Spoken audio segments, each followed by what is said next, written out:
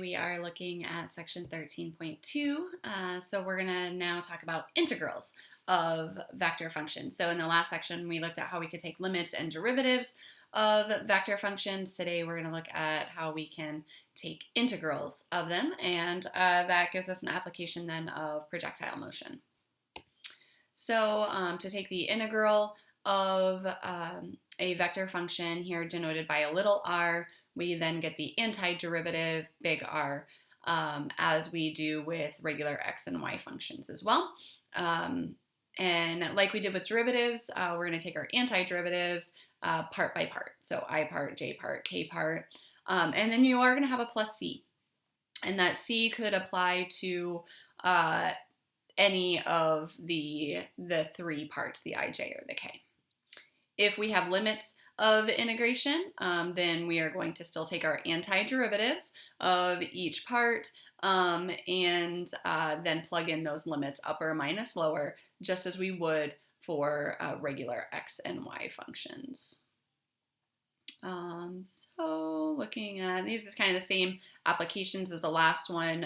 We looked at that helix, and we looked at the idea of a tangent to a position curve being a velocity. Now we're going to work our way back and say, well, what if we know velocity and want to know position? Then we could work our way back by taking an integral. But when we have motion in two directions, an x and a y direction, through space, through a plane, I guess if we don't have the z, but in like a projectile motion type situation, our x position is only going to be created or controlled by the initial velocity and the launch angle. So as we can see in that upper picture there, we have that pink velocity vector that's coming in on the angle, which, there we go. Everything's backwards. So on that angle. And then the x is only dictated by whatever that initial velocity was and the cosine. Then the y velocity there is coming from the sine. However, if there is acceleration due to gravity, we need to take that into account as well, because otherwise, if we only consider it by the initial velocity, then that thing would just keep on launching upwards forever. And we know that's not the case, that as it's launching upwards, it's fighting against the pull of gravity coming down. So we are going to have a gravity on it as well. So this is our ideal projectile motion equation. Now, ideal because it doesn't take into account wind resistance or anything like that. It's been terribly windy lately. If you've tried to get outside, anything great for kite flying, perhaps bad for running or cycling. But in this ideal, it doesn't take into account the wind. So the I is like the x motion, and it is just taking the initial velocity at the launch angle. That gives us the x component of that velocity times time. So velocity times time equals the position.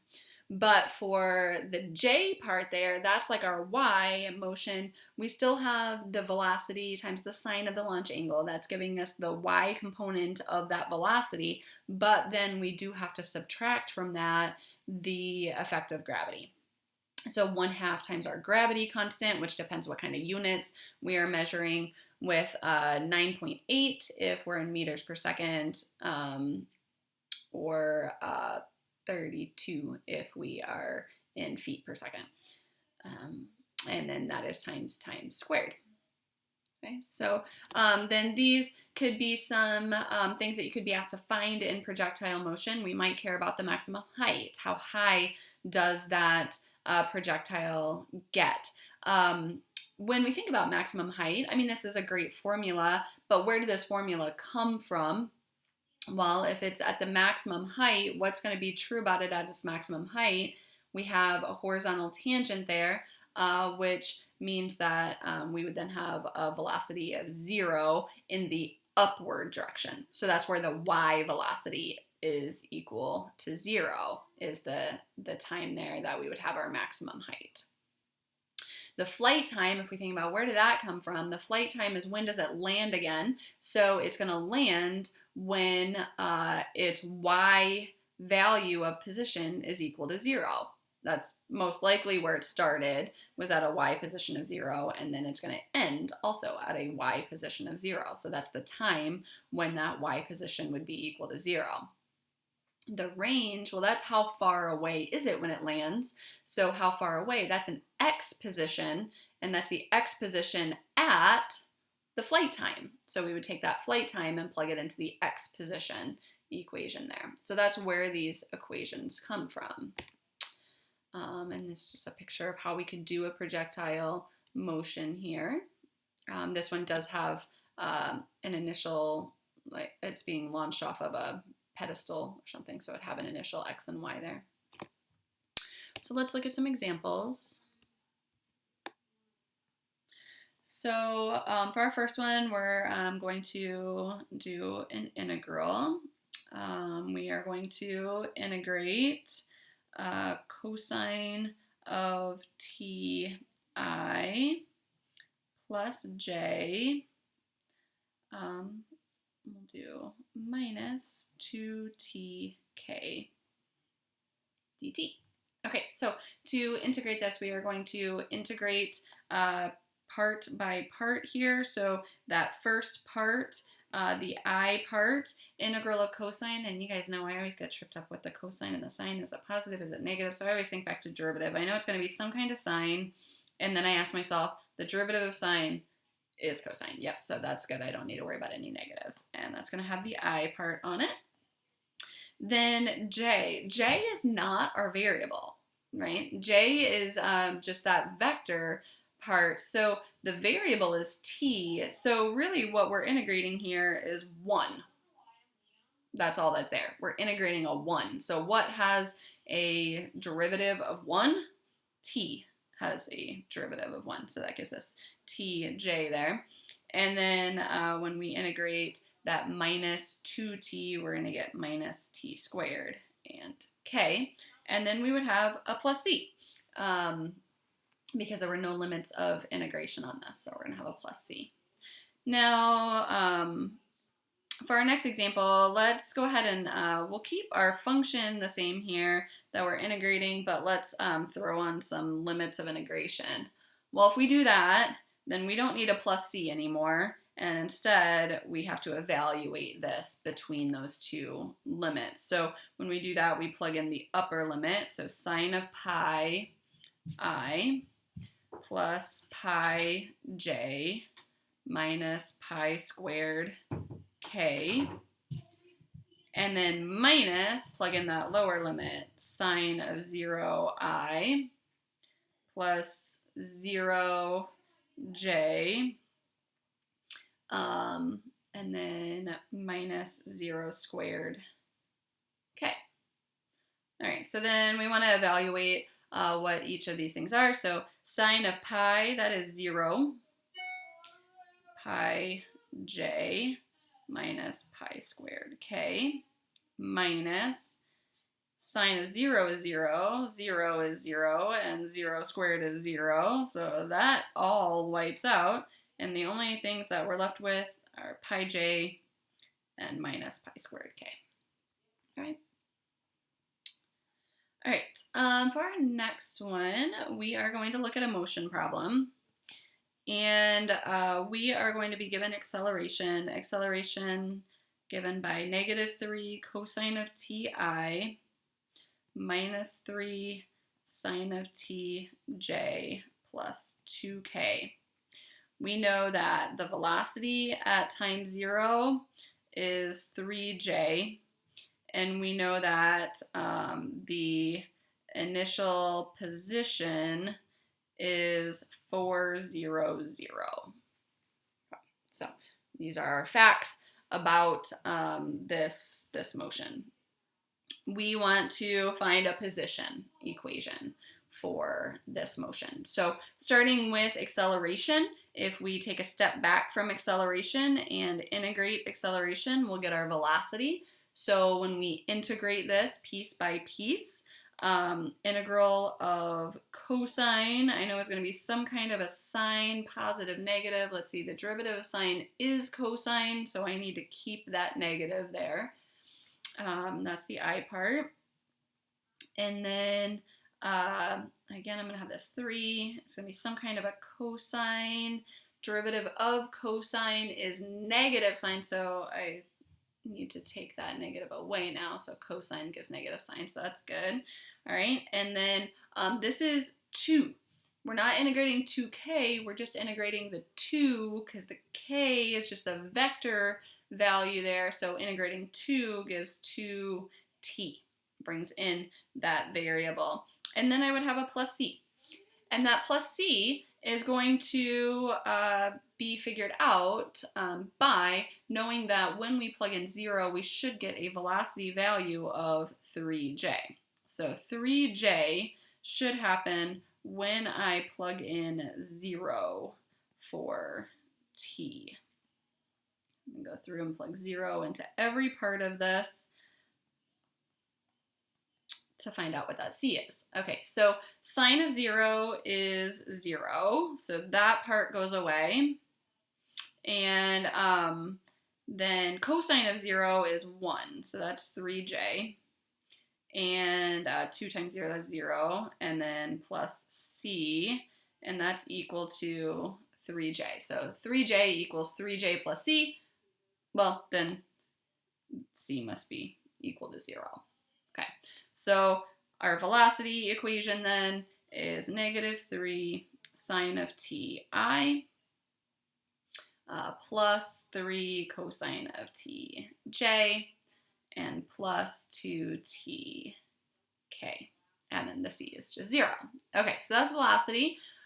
We want to get a position equation. So we need to keep going with our calculus then, because when we integrate velocity, that's when we get our position equation. Remember, we're calling position r for our vectors. I don't really know why it was s when we did x and y, and I don't really know why it's s there. It's r here. I don't know. It's just somebody decided it, I guess. Maybe there's a really good reason, and I just never knew it. But when we integrate here, again, we got the 3, sine gonna be cosine. Think about the negatives. The derivative of cosine is negative sine.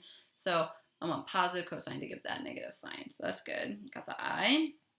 All right, and then 3, this will be sine.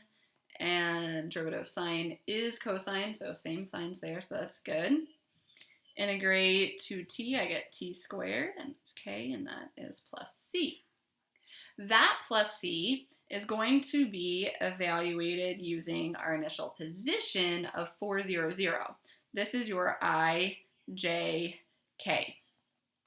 So what r is equal to then, and this is at time 0 because it's initial. So when time is equal to 0, I is 4. We got 4i. And then no j's and no k's. So, and that is when time is equal to 0. So we go through and plug a 0 in for all the times.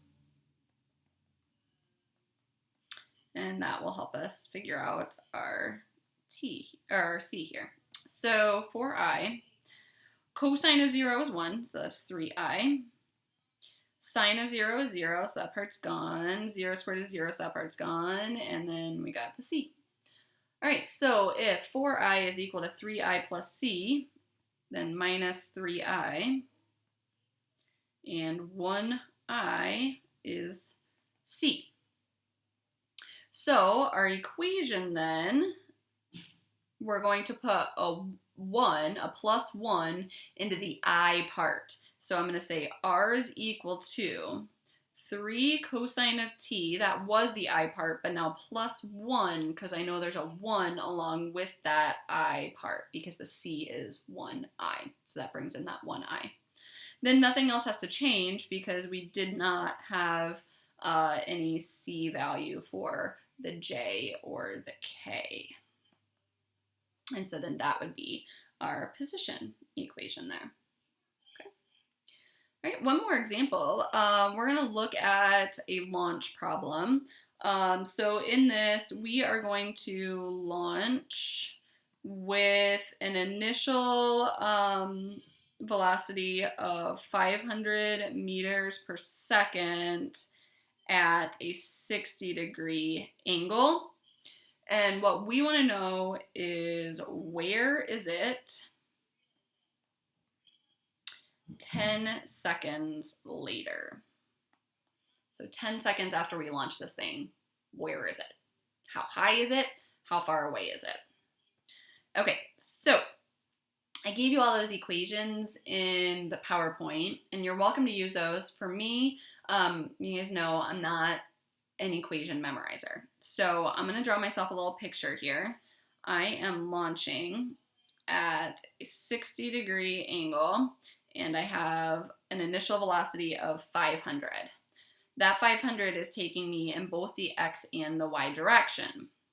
So the velocity in the x direction, well, since that's an adjacent, that's going to be a cosine. So it's going to be 500 cosine of 60 is the x component of the velocity.